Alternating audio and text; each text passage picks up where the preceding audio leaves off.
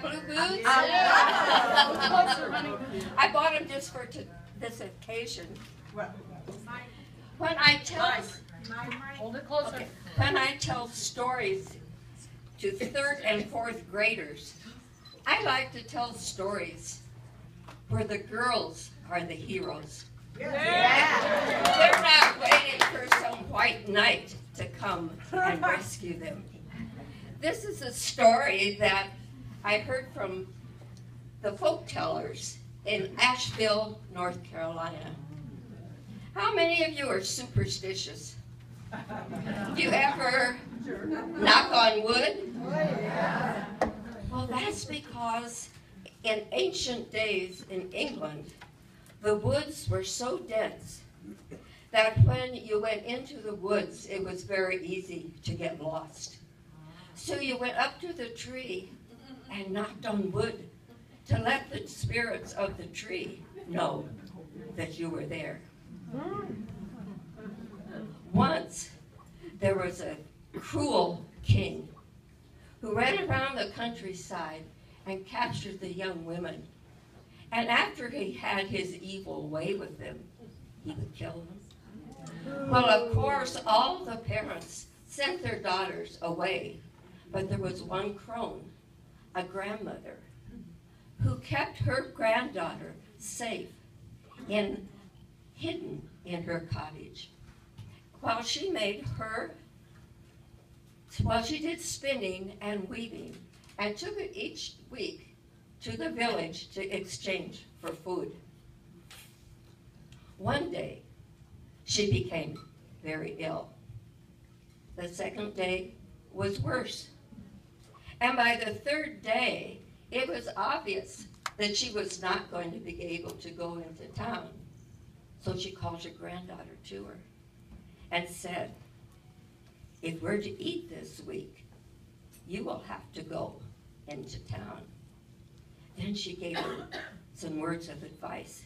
Go very quickly and very quietly, but don't go through the wonderful wood, although that was the shortest way into town. She hadn't gone very far till she saw the evil king approaching. Now she didn't run and she didn't panic. She went into the wonderful wood. Oh, she went into the wood where the oaken tree stood, and she curtsied, did she, to the oaken tree. And the tree let her go with luck all around from the wood, the wonderful wood. So that was all right, wasn't it? But the evil king had seen her go into the wood, and he went into the wood where the oaken tree stood. And he drew a sharp blade for to murder the maid. But a bough had fell quick and broken his neck in the wood, the wonderful wood. So that was all right, wasn't it? Yeah. Yes. Later that day, the king's men saw the king entrapped in the woods, and they went into the wood where the oaken tree stood. They went in to revenge that king. And they were going to cut down that tree, that oaken tree. But the tree gave a moan and summoned its own. And the trees closed about. And they never got out of the wood, the wonderful wood. So that was all right. Wasn't it?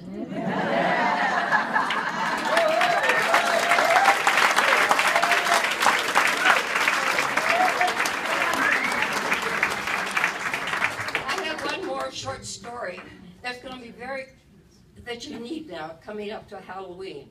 I'm going to tell you how to turn into a witch.